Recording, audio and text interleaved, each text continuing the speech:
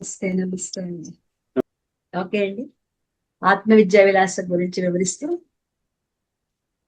ఆత్మ విద్యా విలాసంలో మీరు అందరూ కూడా పీడిఎఫ్లు తీసుకున్నారు. దాంట్లో 43 శ్లోకాలు ఉంటాయి. ఈ 43 శ్లోకాలు కూడా చాలా బాగుంటాయి. మనం చదవటానికి ప్రయత్నం చేద్దాము. వీటి భావం కూడా వివరిస్తానండి. భావం రాసుకుంటానంటే రాసుకుంటాను.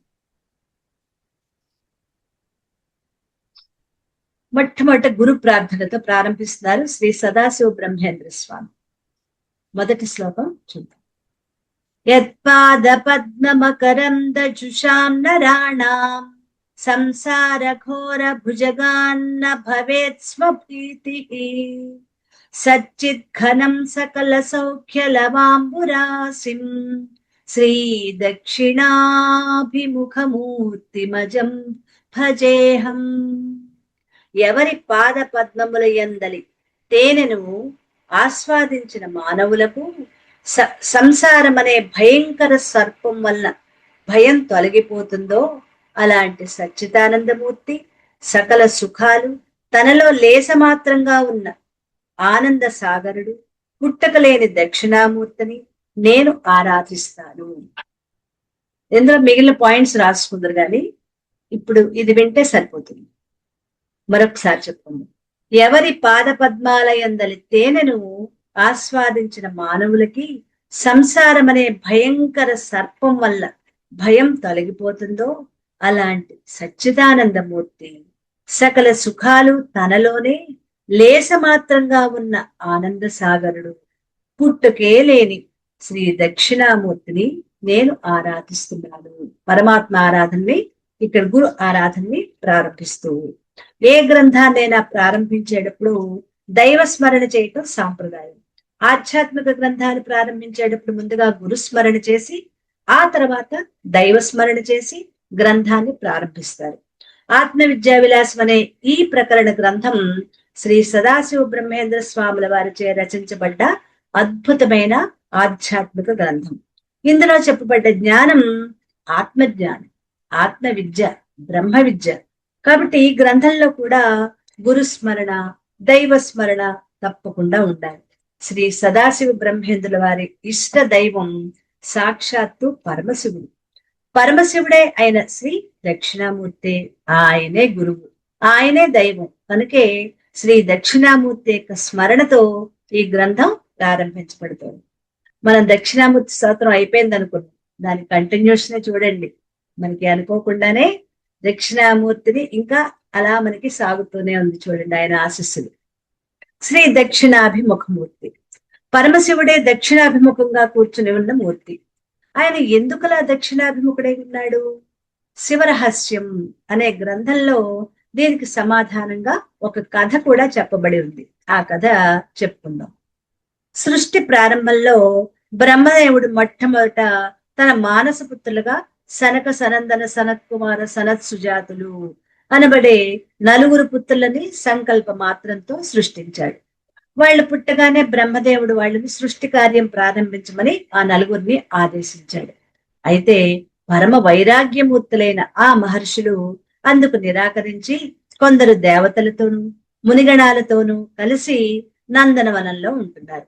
వాళ్ళు జ్ఞానం నందు ఆసక్తి గల వాళ్ళే ఎవరు తనకి జ్ఞాన బోధ చేయగలుగుతారా అని ఆలోచిస్తున్నారు. ఇంతలో నారదుడు అక్కడికి వచ్చాడు.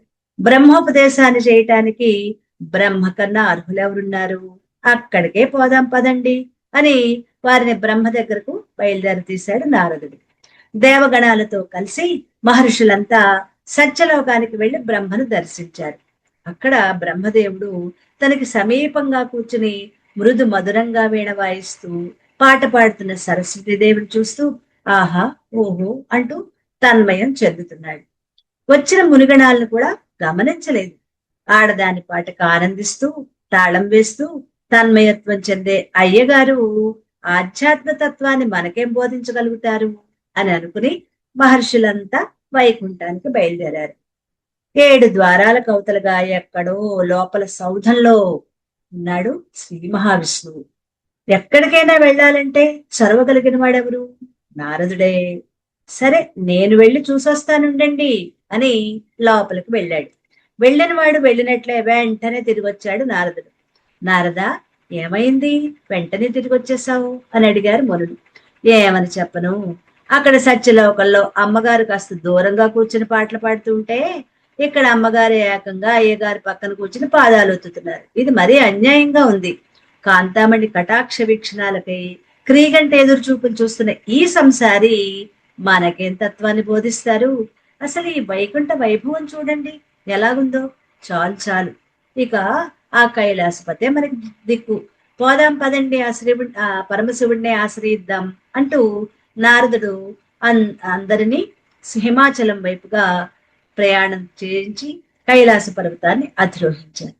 తీరా అక్కడికి వెళ్ళి చూస్తే ఇంకేముంది, పరమశివుడు అర్ధనారీశ్వరుడై తనలో సగంగా పార్వతీదేవితో ఆనంద తాండవ నృత్యం చేస్తున్నాడు.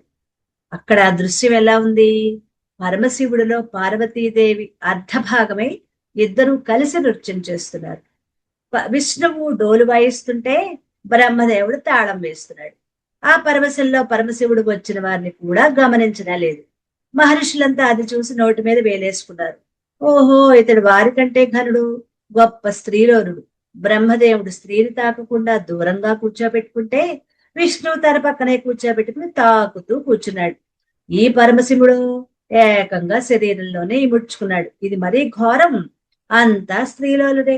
చాలు చాలు పదండి అంటూ అక్కడి నుంచి వెళ్ళిపోతున్నారు. ఇదంతా గమనించాడు పరమశివుడు.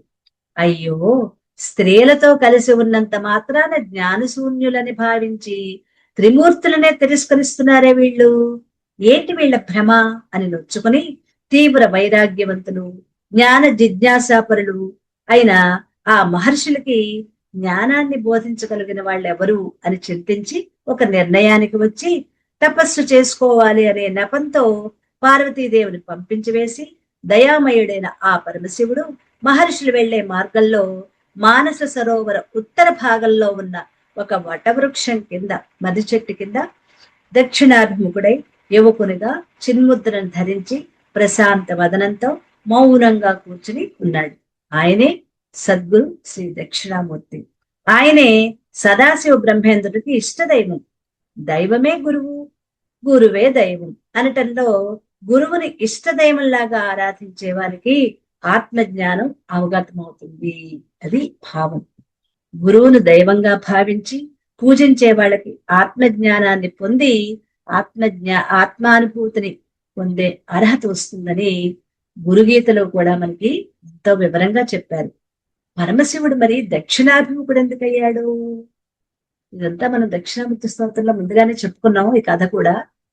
అది ఇక్కడ కూడా మనకి మరొక్కసారి వివరిస్తున్నారు, ఆస్వాదిద్దాం. పరమశివుడు మహర్షులకి జ్ఞానాన్ని బోధించదలిచి దక్షిణాభిముఖుడై వటవృక్షం కింద కూర్చున్నాడని చెప్పుకున్నాం కదా. అయితే దక్షిణాభిముఖుడే ఎందుకయ్యాడు? ఉత్తరాభిముఖులైన జిజ్ఞాసాపరులకి జ్ఞానాన్ని బోధించటం కోసం ఆయన దక్షిణాభిముఖుడయ్యాడు. మరి వాళ్ళెందుకు ఉత్తరాభిముఖులై కూర్చున్నారు? అసలు ఈ ఉత్తర దక్షిణాలు, తూర్పు పడమరలు సూర్య గమనం వల్ల ఏర్పడిన దిక్కులే కదా. అవునా? ఆహా, కాదు. వీటికి ఆంతర్యం ఎంతకంటే గొప్ప అర్థం ఉంది. ఏంటా అర్థం అంటే, ప్రతి మానవుడు బుద్ధిని కలిగి ఉన్నాడు. అయితే ఆ బుద్ధిలోని తెలివి అందరికీ ఒకే రకంగా ఉండదు. కాబట్టి వాళ్ళ ప్రవర్తన కూడా ఒకే రకంగా ఉండదు. ఎవరి బుద్ధిలో ఎటువంటి లక్ష్యం ఉందో వారి నడక, ప్రయాణం కూడా ఆ లక్ష్యం వైపుగా ఉంటుంది. లక్ష్యం అంటే వాళ్ళు వెళ్ళవలసిన, చేరుకోవలసిన గమ్యం, మార్గం అన్నమాట. వారి వారి నడకలను బట్టి మానవులని 4 రకాలుగా ఇక్కడ విభజించారు. మొదటి రకం, ఈ 4 రకాలు ఏంటో గమనించడం. కొందరు మానవులు తమ తమ పుట్టు పూర్వోత్తరాలను, తమ వంశ చరిత్రను, పూర్వీకుల గొప్పతనాన్ని, జరిగిపోయిన విషయాలని తలుచుకుంటూ మురిసిపోతూ ఉంటారు. వీళ్ళని పూర్వాభిముఖులు అంటే తూర్పు దిక్కున తిరిగిన వాళ్ళు అని. పూర్వ అంటే తూర్పు అనమాట. మేడం మీరు తూర్పున పరమాత్మ, పడమరేమో ప్రపంచం అంటారు, మరి తూర్పు అంటే ఇదేంటో వేరే. మనం ఉదాహరణకి చెప్పుకున్నాం, అక్కడ తీసుకునేది ఉదాహరణ. కానీ ఇక్కడ పూర్వాభిముఖులు అంటే తూర్పు వైపు ఉన్నవాళ్ళు. అంటే అర్థం ఏంటంటే గతించిపోయిన విషయాలు, నా తాతలు నేతలు తాగారు, మా ముత్తాతకేమో 1000 ఎకరాల పొలం ఉండేది, ఈ పరగణ అంతా మాదే, మా తాత దగ్గరకు వచ్చేటప్పటికి కాస్త ఖర్చు అయిపోయింది, మా నాన్న దగ్గరకు వచ్చేటప్పటికి పూర్తిగా హారతి కర్పూరం అయిపోయింది, ఇప్పుడు నా దగ్గర ఏమీ లేదు అది కబుర్లు చెప్పుకుంటూ ఉంటారే. పాత విషయాలు పదే పదే గతంలోకి వెళ్ళి తలుచుకుంటూ ఉంటారే. పూర్వీకుల యొక్క గొప్పతనాలను చెప్పుకుని ఎప్పుడు ఆనందపడుతూ ఉంటారే, వాళ్ళు పూర్వాభిముఖులు. తూర్పు వైపు తూర్పు దిక్కున తిరిగిన వాళ్ళు అని అర్థం. మరి రెండవది అంటే గతించిన కాలాన్ని తలుచుకునేవాళ్ళు. గతించిన కాలాన్ని తలుచుకునే వాళ్ళని పూర్వాభిముఖులు అంటారు. నోట్ చేసుకుంటే చేసుకోండి. గతించిన కాలాన్ని తలుచుకుంటూ తలుచుకుంటూ ఎప్పుడు గతంలోనే ఉంటారు, గతాన్నే తలుచుకుంటూ ఉంటారు.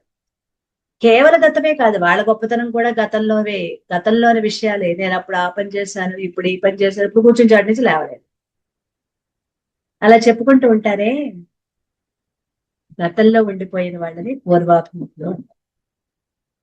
ఓకే అండి. రెండవది, మరికొందరు మానవులు తమ భవిష్యత్తును గురించి ఊహించుకుంటూ రాబోయే వాటి కోసం ఎదురుతెన్నులు చూస్తూ ఎప్పుడు జరగబోయే వాటి గురించే ఆలోచిస్తారు. వాళ్ళంటే పశ్చిమాభిముఖులు. ఇలాంటి వాళ్ళని పశ్చిమాభిముఖులు అంటారు. అంటే పడమర దిక్కుకు తిరిగిన వాళ్ళు. అంటే భవిష్యత్తు గురించి ఆలోచిస్తూ ఉంటారు అంతే. వాళ్ళు చేసే పని ఏంటి, రాబోయే రోజులు భవిష్యత్తు గురించి ఆలోచిస్తూ ఉండేవాళ్ళు పశ్చిమాభిముఖులు. పశ్చిమం అంటే పడమర. పడమట వైపు తిరిగిన వాళ్ళు అంటే భవిష్యత్తు వైపు అలా తిరిగి ఆలోచిస్తూ ఉంటారు రాబోయే రోజుల గురించి. ఇదే మళ్ళీ ఇంకొకసారి చెప్తున్నాను, వినండి. మరికొందరు మానవులు తన భవిష్యత్తును గురించి ఊహించుకుంటూ రాబోయే వాటి కోసం ఎదురుతెన్నులు చూస్తూ ఎప్పుడు జరగబోయే వాటి గురించే ఆలోచిస్తూ ఉంటారు. వీళ్ళని పశ్చిమాభిముఖులు అంటారు. అంటే పడమట దిక్కుకు ఉన్నవాళ్ళు. దీన్ని సింపుల్ గా రాసుకోవాలంటే భవిష్యత్తు గురించి ఆలోచిస్తూ ఉండేవాళ్ళు. ఇక మూడో వాళ్ళు,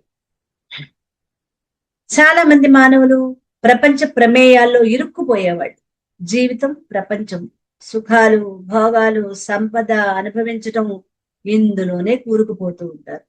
వీళ్ళని దక్షిణాభిముఖులు, దక్షిణం వైపు తిరిగిన వాళ్ళు అంటారు. మరొకసారి చూద్దాం. చాలా మంది మానవులు ఈ ప్రపంచ ప్రమేయాల్లో ఇరుక్కుపోయేవాళ్ళు. వాళ్ళకి జీవితం అంతా కూడా ఈ ప్రపంచం, సుఖాలు, భోగాలు, సంపాదన అనుభవించడం, తన కుటుంబం, ఇవే ఇందులో కూరుకుపోతూ ఉంటారు. వీళ్ళని దక్షిణాభిముఖులు అంటారు. అంటే భౌతిక విషయాలపై వర్తమానంలో కూరుకుపోయేవాడు. భౌతిక విషయాలపై వర్తమానంలో ఇప్పుడు కూరుకుపోయే వాళ్ళని దక్షిణాభిముఖులు అంటారు. నాలుగో దాంట్లోకి వెళ్దామా. నాలుగో రకం వాళ్ళు, ఇక చాలా అంటే మూడు తెలిసిపోయాయి మనకి. గతంలో జీవించే వాళ్ళని పూర్వాభిముఖులు, భవిష్యత్తులో ఎప్పుడు భవిష్యత్తు గురించి కలలు కంటూ అలా ఉన్న వాళ్ళని పూర్వాభిముఖులు. పశ్చిమాభిముఖులు అంటే పడమటి వైపు తిరిగిన వాళ్ళని, ఎప్పుడు ఈ భౌతిక విషయాల్లో కూరుకుపోయి అందులోనే అదే, ఇంకా అది తప్పే మరి ఇంకేమీ లేదు అని జీవిస్తూ ఉండేవాళ్ళని దక్షిణాభిముఖులు అన్నారు. ఇప్పుడు ఉత్తరం వైపు ఎలా ఉంటారో చూద్దాం, నాలుగవది. ఇక చాలా కొద్ది మంది మాత్రం పూర్వ జన్మలలో చేసుకున్న పుణ్యం కారణంగా, పెద్దల యొక్క మహాత్యం కారణంగా, పెద్దల యొక్క మహాత్ముల యొక్క సేవ చేసిన కారణంగా ఈ ప్రపంచ పరిమితులు దాటిపోయి సంసార జనన మరణ దుఃఖాల నుంచి తరించి ముక్తులు కావాలని కోరుకుంటారు. వీళ్ళని ఉత్తరాభిముఖులు. ఉత్ ప్లస్ తర అంటే తరించి పైకి పోయేవారు. ఉత్తరాభిముఖులు అనే మాటకు అర్థం ఉత్తు తర, తరించి పైకి పోయేవారు. అంటే ప్రపంచ పరిమితులు దాటి తరించి పైకి పోవాలనుకునే వాళ్ళు ఉత్తరాభిముఖులు. ప్రపంచ పరిమితులు దాటి తరించి పైకి పోవాలి. పైకి అంటే అది పైకి అది కాదు, తరించి ఉన్నతంగా వెళ్ళాలి అని అనుకునే వాళ్ళు ఉత్తరాభిముఖులు. ఇలా 4 రకాలైన మార్గాలలో ప్రయాణించే మానవుల యొక్క స్థితిని తెలియజేసేవి ఈ 4 దిక్కులు. ప్రపంచం నుంచి తరించి బయటపడాలనుకునే ముముక్షువులే ఉత్తరాభిముఖులు. ఈ ప్రపంచం నుంచి తరించి బయటపడాలి, నేను మోక్షాన్ని పొందాలి అని కోరుకునే వాళ్ళనే ముముక్షువులు, వాళ్లే ఉత్తరాభిముఖులు. కాబట్టి అక్కడి మునులు మహర్షులు అందరూ జ్ఞాన పిపాసులు కాబట్టి వాళ్ళందరూ ఉత్తరాభిముఖులు అని చెప్పడం జరిగింది. ఉత్తరాభిముఖులైన మహర్షులకు మరి జ్ఞానబోధ చెయ్యాలి కదా, అందుకు పరమేశ్వరుడు దక్షిణాభిముఖుడయ్యాడు. అంతేగాని పరమేశ్వరుడు మనలాగా సంసార బంధనాల్లో చిక్కుకుపోయిన వాడు కాదు. సంసార బంధనాల్లో చిక్కుకుపోయి ఇదే ప్రపంచం ఇదే జీవితం అనుకునేవాళ్ళు ఇక్కడ మానవుల దక్షిణాభిముఖులు. కానీ పరమాత్మ ఉత్తరాభిముఖంగా ఉండి తరించి పైకి వెళ్ళాలనే ముముక్షువులకి జ్ఞానబోధ చేయటం కోసం వాళ్ళ ఎదురుగా ఉండాలి కాబట్టి ఆయన దక్షిణాభిముఖుడే కూర్చున్నాడు. అలాంటి దక్షిణామూర్తి అజం, అజం అంటే పుట్టుక లేనివాడు, అజం అంటే పుట్టుక లేనివాడు.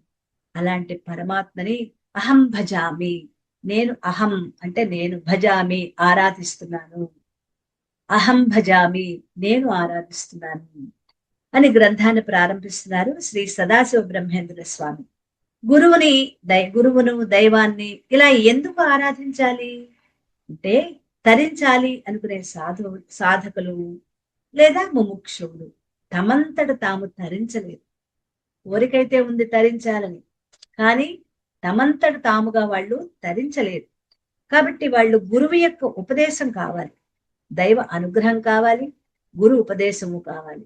గురుస్మరణ దైవస్మరణ ఈ రెండిటిని తప్పనిసరిగా ఈ ముముక్షువులు చేయాలి.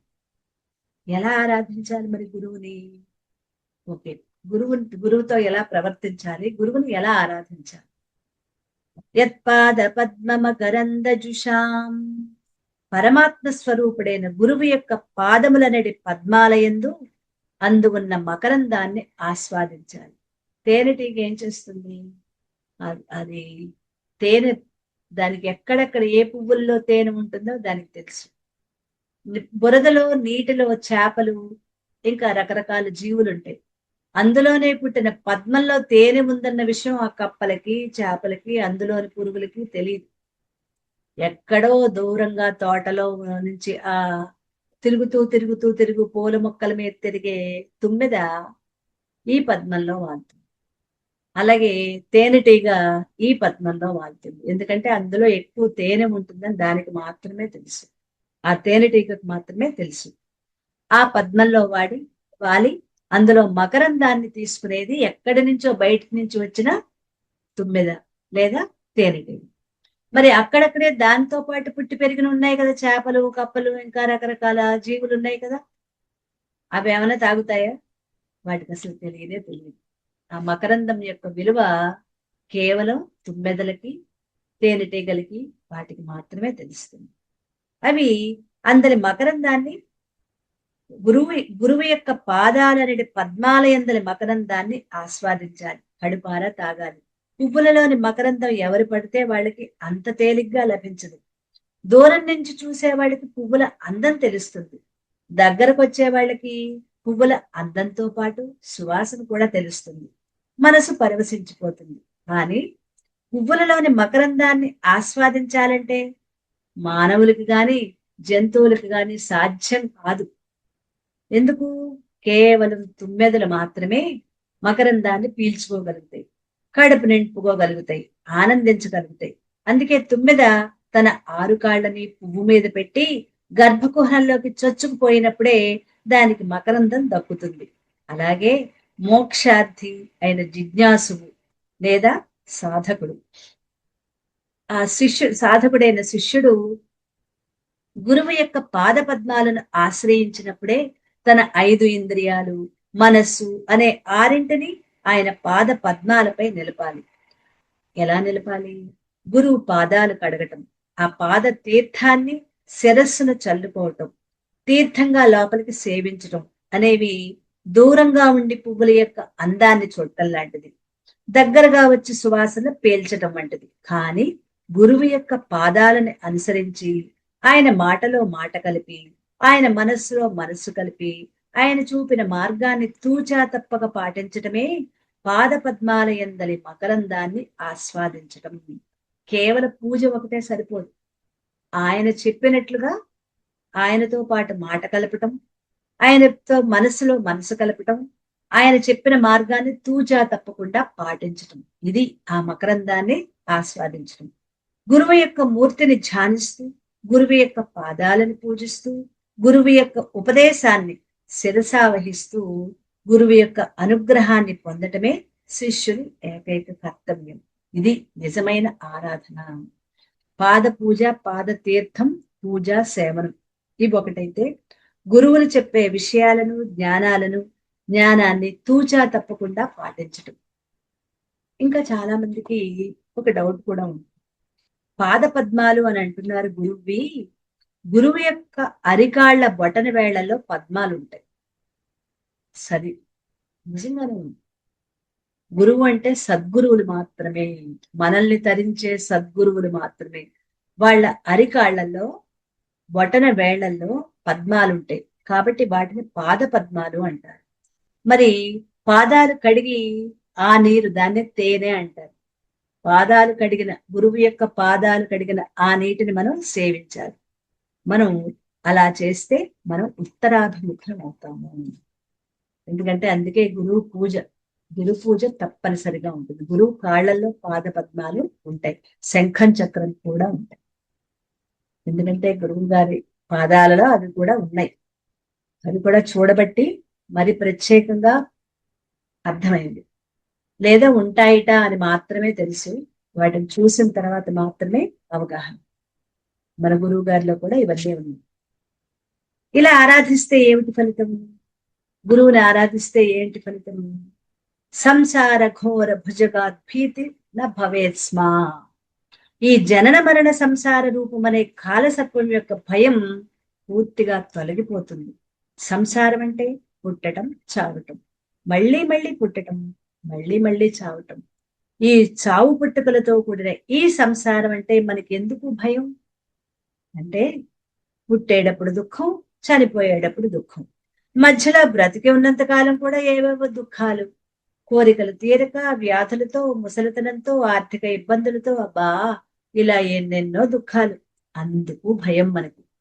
ఒక్కసారి తాచుపాము తోక తొక్కామా అది ఇంకా పగబడుతుంది. మనం ఎక్కడెక్కడికి వెళ్ళినా అది మన వెంటనే నక్కి నక్కి ఉండి సమయం చిక్కినప్పుడు కాటేస్తుంది ఆ తాచుపాము. దాని కాలు తొక్కాం, దాని తోక తొక్కాం కదా. అలాగే మనం ఒక్కసారి పరమాత్మకి దూరం అయ్యామా, ఇందాకటిది తాచుపాము తోక తొక్కితే అది మన వెంటే వస్తుంది. అలాగే ఒక్కసారి పరమాత్మకి దూరం అయ్యామా, ఆ సంసారం అనే ఘోర సర్పం మనల్ని వెంటాడి వెంటాడి దుఃఖాలు పాలు చేస్తుంది. అందుకు మనకి భయం. ఎందుకంటే మనం పరమాత్మ నుంచి జారి పడ్డాం కదా, పరమాత్మకి దూరం అయ్యాం కదా. అందుకే ఈ సంసార దుఃఖంలో, సంసార మహాసర్పంలో అంటే మనకి ఎంత భయం. ఈ సంసారం అనే భయంకర సర్పం యొక్క విషం నుండి మనం తప్పించుకోవాలంటే మనకున్న ఉపాయం ఒక్కటే, అదే సద్గురువు యొక్క పాద పద్మాల యందలి మకరందాన్ని ఆస్వాదించడం. మకరందాన్ని ఎలా ఆస్వాదించాలి అంటే, గురువుల యొక్క పాదాలని చక్కగా కడిగి ఆ తీర్థాన్ని లోపలికి తలచి మీద చల్లుకోవటం, తీర్థాన్ని లోపలికి తీసుకోవడం. ఆ సర్పం యొక్క విషానికి విరుగుడు ఈ సద్గురు పాద పద్మ మకరందం. మామూలు సర్పం కాదు. ఇదేం సర్పం? సంసారం అనే భయంకరమైన సర్పం. దీనికి విరుగుడే గురువు యొక్క పాద పూజ, పాద తీర్థ సేవనం. సద్గురువు యొక్క పాద పద్మాలు ఆశ్రయిస్తే ఎలా తొలగుతుందండి భయం? ఎందుకంటే మనం ఒక పట్టాన్ని ఏది నమ్మం. అసలు నమ్మకం లేకపోవడం ఎవరికి అంటే మనకే. ఇన్ని చెప్తున్నా కూడా మనకి నమ్మకం రాదు. సద్గురుని సేవించి పాద పద్మాలు కడిగితే ఏంటి, ఎందుకు, ఎలా మనకి భయం పోతుంది? అది మన ప్రశ్న. ఆయన సచ్చిద్ఘనం అంటే పరమాత్మ సత్తు, చిత్తు, ఘనస్వరూపం. అంటే పరమాత్మ ఎప్పుడూ ఉండే సత్, ఒకసారి ఉండి ఒకసారి లేనివాడు కాదు పరమాత్మ. సత్ అంటే ఎప్పుడూ ఉండేవాడు. చిత్ అంటే సర్వాన్ని తెలుసుకునే జ్ఞానం, అది కూడా పరమాత్మ లక్షణం. నిజంగా పరమాత్మ మనలో ఉండటం వల్లనే మనం కూడా పరిమితమైన సత్తుగా, చిత్తుగా ఉంటున్నాం. ఆ పరమాత్మ మనలో ఉండటం వల్లనే సత్తుగా, ఎప్పుడూ ఉండేవాళ్ళుగా, చిత్ జ్ఞానంగా మనం మన మన మన బుద్ధిలో జ్ఞానం ఉందా? ఇంతకుముందు చెప్పుకున్నాం, దక్షిణామూర్తి స్తోత్రంలో చెప్పుకున్నాం, మన బుద్ధిలో జ్ఞానం అజ్ఞానం రెండూ ఉన్నాయి. నోట్ చేసుకున్నారు కూడా మీరు. మన బుద్ధిలోనే జ్ఞానం అజ్ఞానం రెండు ఉన్నాయి. ఆ అజ్ఞానాన్ని మనమే తొలగించుకోవాలి. అప్పుడే మనకి జ్ఞానం అవగతం అవుతుంది. అంటే మనం నిజంగా సర్వాన్ని తెలుసుకునే చిత్ జ్ఞానం మనలోనే ఉంది. నిజంగా ఆ పరమాత్మ మనలో ఉండటం వల్లే మనం కూడా పరిమితమైన సత్తుగా చిత్తుగా ఉన్నాం. మనం ఎప్పుడు ఎప్పుడూ ఉండాలని కోరుకుంటాం. అంతేగాని అబ్బా చాలులే, ఇంకో 4 రోజుల్లో చచ్చిపోదాం, బానే ఉంది కానీ ఇంకో వారం రోజుల్లో చచ్చిపోతే బాగుండని ఎవ్వరమైనా అనుకున్నామండి? ఎవరైనా ఇప్పుడైనా అలా అనుకుంటారా? ఇంకా చాలు, అబ్బా అంత సంతోషంగా ఉన్నాను, ఇంక చాలు, ఇంక చచ్చిపోదాం, అసలు అటువంటి భావన ఎవరికి ఉండదు కదా. ఎప్పటికీ ఉండాలనే కోరుకుంటాం. ఆ ఎప్పటికీ ఉండాలని మనలోని కోరిక సత్. తప్పు కాదు అదేమి, అది సత్ స్వరూపం, అది పరమాత్మ లక్షణం, అది మనలో ఉంది.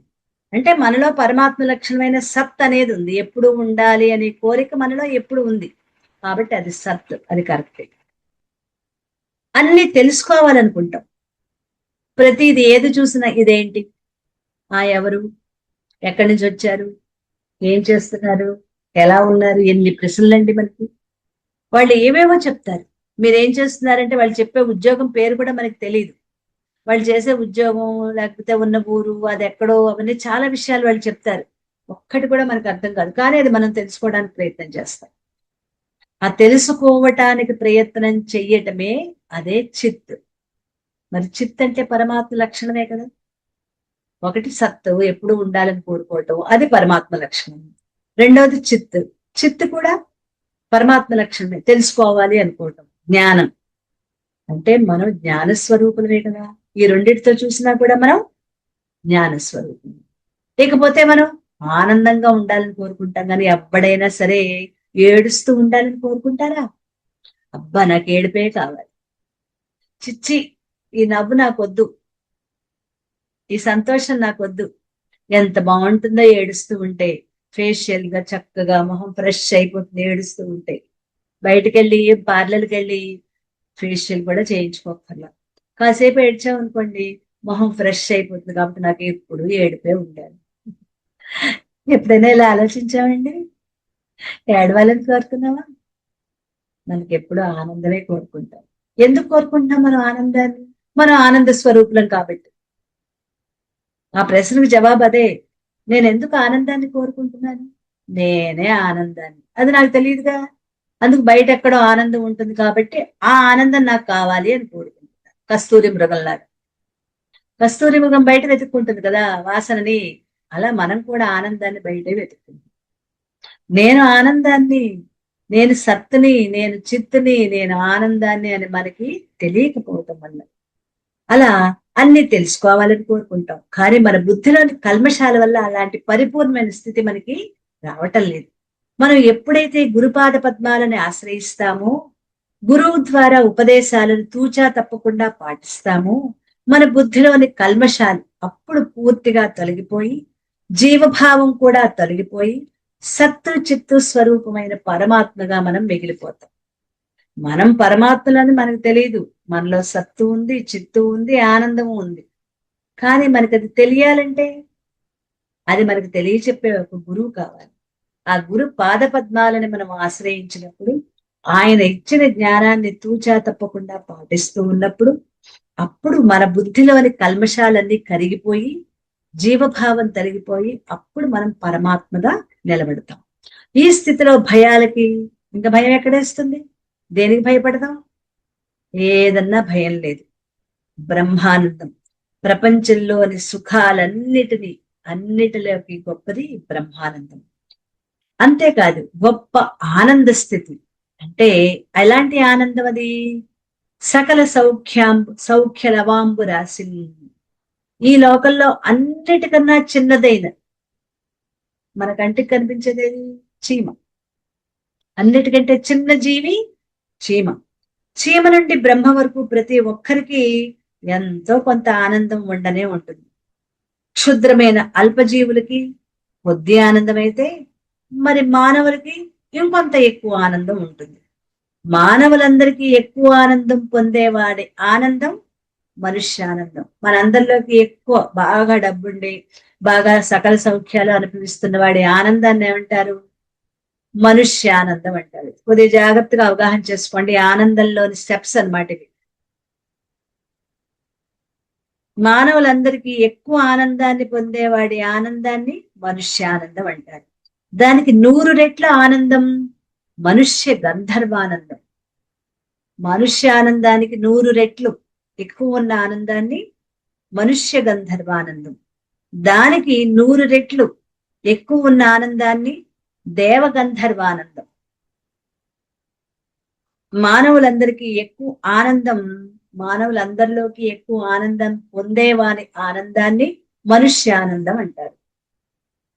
మిగిలిన జీవుల గురించి మనకు అక్కర్లేదు, కానీ మన గురించి మనం తెలుసుకోవచ్చు. మానవులందరిలోకి ఎక్కువగా ఆనందించేవాడి ఆనందాన్ని మనుష్యానందం అంటారు. దానికి 100 రెట్ల ఆనందం, అంటే దానికంటే 100 రెట్ల ఆనందం పొందేవాళ్ళని మనుష్య గంధర్వానందం అంటారు. మనుష్య గంధర్వానందం అది రెండో స్టెప్. దానికి 100 రెట్ల ఆనందం దేవ గంధర్వానందం. దేవ గంధర్వానందం అది మూడో స్టెప్. దానికి 100 అంటే 100 రెట్లు ఎక్కువైన ఆనందం పితృదేవతల ఆనందం. మొదటిది మనుష్యానందం, రెండోది మనుష్య గంధర్వానందం, మూడోది దేవ గంధర్వానందం, నాలుగోది పితృదేవతల ఆనందం. దానికి 100 రెట్లు అధికమైన ఆనందం ఆజానజ దేవతలు. ఆజానజ దేవతలు ఆనందం. అంటే ఆజానజ అనే మాటకు అర్థం ఏంటంటే పుట్టుక చావు రెండూ లేని వాళ్ళు అని అర్థం. ఆజా అనజ, పుట్టుక చావు లేనటువంటి వారు. ఆజానజ దేవతల ఆనందం. పితృదేవతల తర్వాత వచ్చేది 100 రెట్ల ఆనందం పొందేవాళ్ళు ఆజానజ దేవతల. దానికి 100 ఎక్కువైన వాళ్ళ ఆనందం కర్మదేవతల ఆనందం. దానికి 100 రెట్లు ఎక్కువైన ఆనందం దేవానందం. దేవానందం. దానికి 100 రెట్లు ఎక్కువైన ఆనందం ఇంద్రానందం. ఇంద్రానందం. దానికి 100 రెట్లు అధికమైన ఆనందం బృహస్పతి ఆనందం. బృహస్పతి ఆనందం. దానికి 100 రెట్లు, 100 రెట్లన్నా 100 రెట్లన్నా అదే ఎక్కువైన ఆనందం ప్రజాపతి ఆనందం. ప్రజాపతి ఆనందం. దానికి 100 రెట్లు అధికమైన ఆనందం బ్రహ్మదేవుని ఆనందం. దానికి 100 రెట్ల ఆనందం బ్రహ్మదేవుని ఆనందం. బ్రహ్మదేవుని ఆనందానికి లెక్క పెట్టలేనంత అనంతమైన, అంటే 100 రెట్లు కూడా కాదు, 1,00,000 కూడా కాదు, కోటి కూడా కాదు, కోటాను కోట్ల రెట్లు అనమాట. అనంతమైన లెక్క పెట్టలేనంత బ్రహ్మదేవుని ఆనందానికి లెక్కలేనంత అనంతమైన ఆనందం బ్రహ్మానందం. అదే మోక్షానందం. ఇప్పుడు మనం పొందవలసింది ఆ చివరిది, పొందేది కూడా ఆ చివరిది. మోక్షం అంటే అది అని. ఈ అందరి ఆనందాలు కలిసి ఒక్క లవం, అంటే చిన్న లవం అంటే అత్యంత ఆవగింజలో 60 వంతు లేస మాత్రం పెసరంత అయితే పరమాత్మతో ఐక్యత వల్ల వచ్చే ఆనందం బ్రహ్మానంద సాగరం లాంటిది. పెద్ద సముద్రం ముందు ఒక నీటి అందులోంచి తీసిన నీటి చుక్క ఎంతో వీళ్ళందరి ఆనందాలు కలిపితే నీటి చుక్క అయితే అంత పెద్ద సముద్రం అంత ఆనందం బ్రహ్మానందం. ఇందాక పైనుంచి చెప్పుకున్న 100 రెట్లు ఇవన్నీ కలిపితే సముద్రంలోని ఒక నీటి బొట్టు ఆనందమే. మరి సముద్రం అంత ఆనందం బ్రహ్మానందం. అది మనం లెక్క పెట్టలేనంత అత్యంత అనంతమైన ఆనందం, అది బ్రహ్మానందం. అంటే సముద్రం అంటే మనకు అర్థమైంది కాబట్టి చెప్పుకుంటున్నాం. సముద్రం అన్నది కూడా చాలా చిన్న పదం అనమాట. అసలు అది ఉపమానానికి కూడా పనికిరాదు, కానీ మనకు అర్థం అవ్వాలి కదా, అందుకని ఆ అవగాహన కోసం దాన్ని ఉదాహరణగా చెప్పుకున్నాం. ఇప్పుడు బ్రహ్మానందం మోక్షం అంటే తెలిసిందా? మనం మోక్షం పొందాలి అంటే ఈ దేవతల వీళ్ళందరి ఆనందం కూడా అన్నీ కలిపితే సముద్రంలోని ఒక నీటి చుక్కతో కూడా సరిపోదు. సముద్రం అంత ఆనందమే బ్రహ్మానందం. కాబట్టి సద్గురు పాదపద్మాలను ఆశ్రయిస్తే నీలో ఉన్న పరమాత్మ నువ్వేనని అప్పుడు తెలుస్తుంది. పరమాత్మతో సాయుధ్యం చెంది పరమాత్మగానే ఉంటావు. అప్పుడు బ్రహ్మానంద అనే సాగరం నువ్వే అవుతావు. ఇక్కడ ఆ సముద్రం కూడా నేనే అవుతానని చెప్తున్నారు. ఈ సముద్రంలోని నీటి చుక్క ఎన్ని ఆనందాలైతే ఆ బ్రహ్మానంద సాగరమే నేనైపోతాను. ఇక సంసారం అనే భయం ఇంకెక్కడ ఉంటుంది? ఆస్కారమే లేదు. ఆనందమే ఆనందం. నందతి నందతి నందచ్చేవ భజగోవిందంలో శంకరాచార్య చెప్తారు కదా, ఆనందమే ఆనందం, ఆనందమే ఆనందం. ఇంకా ఆనందం మినహా ఇంకేమీ లేదు. ఇలా సద్గురువు సాక్షాత్ పరమేశ్వరుడైన దక్షిణామూర్తిని ఆరాధిస్తూ గ్రంథం ప్రారంభమవుతుంది. ఇలాంటి సద్గురువు యొక్క పాదపద్మాలను ఆశ్రయించడం వల్ల సంసార భయాలు తొలగిపోయి శాశ్వతమైన అఖండమైన బ్రహ్మానందం లభిస్తుందని తెలియజేయటంతో ఈ గ్రంథం వల్ల దీనిని అధ్యయనం చేసి ఆచరించినందువల్ల మోక్ష ప్రాప్తి తప్పదు అని సూచించడం జరిగింది. ఇలాంటి మోక్ష ప్రాప్తి గురుపాద పద్మాల యందలి మకరందాన్ని ఆస్వాదించడం వల్లనే సిద్ధిస్తుంది అని మనకి రూఢి అయింది. ఇలాంటి మోక్ష సిద్ధికి మార్గాన్ని చూపించే ఉపనిషత్తులు సాధకులకి ఏమని సూచిస్తున్నాయి అని తర్వాత శ్లోకంలో చెప్తున్నారు. రెండో శ్లోకం చూద్దాం. ఏతావదేవ ఖలు కుంభిరవాప్తుమర్హం యచ్చేతసో నిలయనం నిజతత్వబోధే ఆక్రోశనం శృతి స్థిరాంసి యదర్థమేవ కుర్వంతి యేన హి భవేత్ పురుష సుఖాబ్ధి. ఓకేనండి, ఇవాళ మనం జూమ్ చేసుకుందాము.